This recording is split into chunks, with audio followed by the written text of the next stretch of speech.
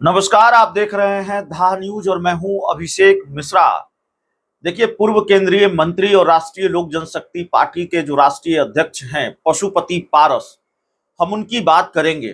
Pashupati Kumar Paras Bharatiya Janata party को झटका देने की तैयारी कर रहे हैं और पशुपति पारस को भी झटका लग सकता है। एक तरफ पशुपति पारस इस तैयारी में हैं कि भाजपा को भी झटका दिया जाए। हालांकि झटका देने की स्थिति में वो हैं, उनकी जो राजनीतिक ताकत है वो इतनी है कि वो भारतीय जनता पार्टी को झटका दे सके। छोटा झटका और बड़ा झटका कुछ भी वो दे सके, यह भी अपने आप में सवाल है।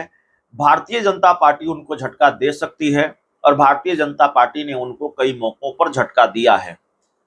लोकसभा चुनाव में सीटें नहीं दी और उसके बाद लोकसभा चुनाव के बाद पार्टी में भी सेंधमारी की। सुनील पांडे को अपनी पार्टी में भारतीय जनता पार्टी शामिल करा के ले आई।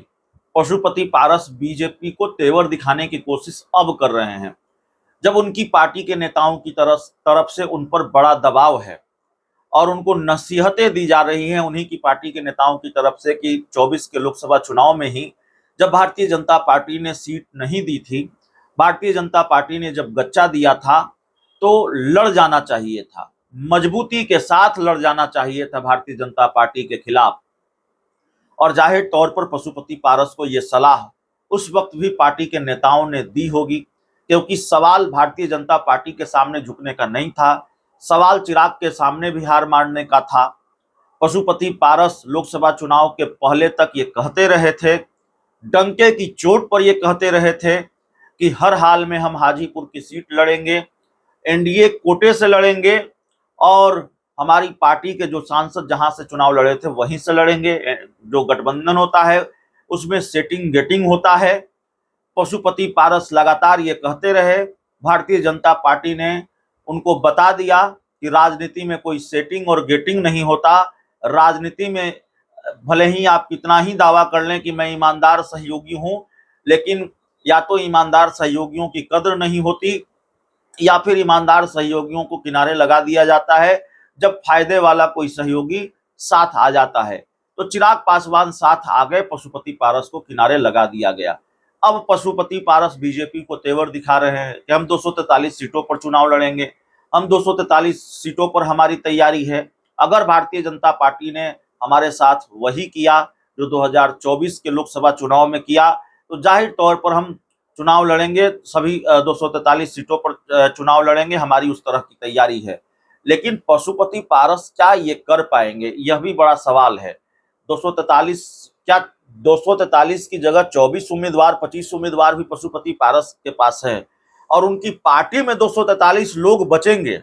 2024 के माफ कीजिएगा 2025 के विधानसभा चुनाव तक पशुपति पारस की पार्टी में 243 लोग बचेंगे, यह भी अपने आप में बड़ा सवाल है। जिस तरह से उनकी पार्टी के लोग छोड़कर जा रहे हैं, अभी जो जानकारी हमारे पास है, उनकी पार्टी को कई लोग और छोड़कर जा सकते हैं, उनकी पार्टी में और भी सेंधमारी हो सकती है।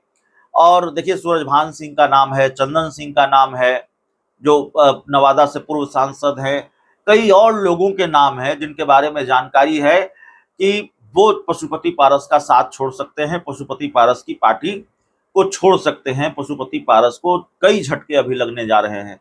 सबसे दिलचस्प बात यह है कि भारतीय जनता पार्टी के बारे में चर्चा है कि जो लोग पशुपति पारस का साथ छोड़ने जा रहे हैं उनमें से ज्यादातर लोग भारतीय जनता पार्टी में ही शामिल होने जा रहे हैं, उनमें से ज्यादातर लोग भाजपा में ही शामिल होने जा रहे हैं। तो पशुपति पारस का साथ छोड़ने वाले ज्यादातर लोग बीजेपी में ही शामिल होने जा रहे हैं। इसका मतलब यह है कि भारतीय जनता पार्टी पशुपति पारस के खेमे में बड़ी सेंधमारी करने जा रही है। भारतीय जनता पार्टी पशुपति पारस के खेमे में बड़ी सेंध लगाने जा रही है और ये कोई हैरानी की बात नहीं है, ये भारतीय जनता पार्टी ने हाल के दिनों तक किया है। मैंने आपको पहले ही बताया, सीट तो नहीं दी, लोकसभा चुनाव में झटका तो दिया, लेकिन उसके बाद भी झटका दिया। पशुपति पारस विधानसभा उपचुनाव तरारी सीट पर होना है, उस सीट के लिए मांग रहे थे, वो सीट मांग रहे थे बीजेपी से कि भाई देखिए, लोकसभा चुनाव में तो हमारे साथ न्याय नहीं किया, हमारे साथ गलत किया, तो कम से कम तरारी सीट दे दीजिए हमको। हमारी पार्टी के नेता हैं सुनील पांडे, वो चुनाव लड़ेंगे और वो दूसरे नंबर पर रहे थे, बहुत मजबूत उम्मीदवार हैं, तो हमारे पास बहुत मजबूत उम्मीदवार हैं, वो सीट हमें दे दीजिए। भारतीय जनता पार्टी पशुपति पारस को सीट क्या देती? भारतीय जनता पार्टी सुनील पांडे को ही अपनी पार्टी में शामिल करा के ले आई और तरारी सीट से सुनील पांडे या उनके बेटे चुनाव लड़ेंगे, यह भी तय है। और सुनील पांडे वाकई उस इलाके के बहुत प्रभावशाली नेता हैं और बहुत मजबूत उम्मीदवार हैं। अगर बीजेपी उनको लड़ाती है तो जाहिर तौर पर पलड़ा भारी होगा भारतीय जनता पार्टी का, ये बात भी कही जा सकती है। तो पशुपति पारस को झटके पर झटके देती रही। देखिए, इतनी सारी बात हम पहले भी कर चुके हैं। जो हम आपको बताने आए हैं वो ये है कि पशुपति पारस की पार्टी को बड़ा झटका लगने जा रहा है। पशुपति पारस को बड़ा झटका लगने जा रहा है। पार्टी के कई नेता पार्टी छोड़ सकते हैं, पशुपति पारस का साथ छोड़ सकते हैं। ये बड़ी जानकारी निकलकर सामने आ रही है और जाहिर तौर पर पशुपति पारस की पार्टी में उनके पार्टी का अस्तित्व संकट में है। बचा क्या है, यह भी बड़ा सवाल है। आपने भारतीय जनता पार्टी से मुखालफत की हिम्मत नहीं दिखाई, भारतीय जनता पार्टी ने आपको भाव नहीं दिया, बहुत सीटें नहीं दी, सीट ही नहीं दी लोकसभा चुनाव में। पार्टी भी भारतीय जनता पार्टी ने तोड़ी, एक नेता को अपनी पार्टी में शामिल करा लिया। अभी भारतीय जनता पार्टी आपकी पार्टी में और भी कई सेंधमारी करने वाली है। आपकी पार्टी को लोग छोड़कर जो लोग जाएंगे वो ज्यादातर लोग भाजपा में शामिल होंगे, यह भी खबर है जो जानकारी सूत्रों के हवाले से आ रही है। तो अपने आप में ये बड़ी जानकारी निकलकर सामने आ रही है।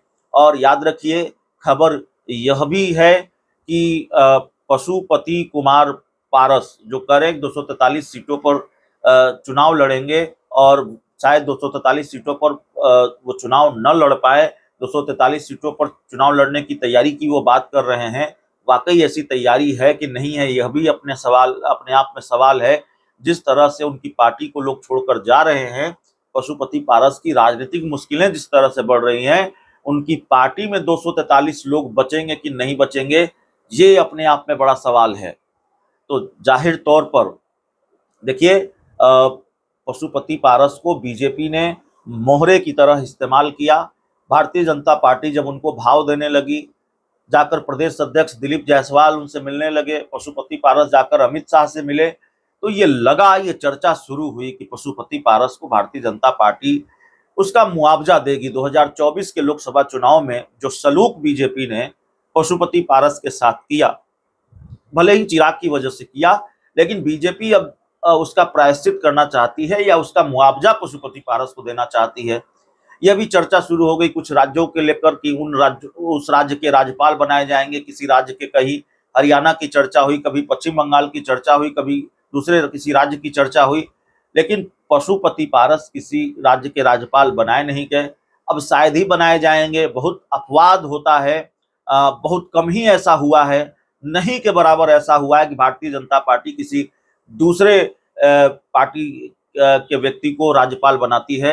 एक दो ऐसी घटनाएं हो सकती हैं, लेकिन आमतौर पर यह होता नहीं है, ऐसी परंपरा नहीं है। खबर थी कि प्रिंस राज जो पशुपति पारस के भतीजे हैं, उनको भारतीय जनता पार्टी मंत्री बनाएगी, बिहार सरकार में उनको जगह मिलेगी, नीतीश मंत्रिमंडल में उनको जगह मिलेगी।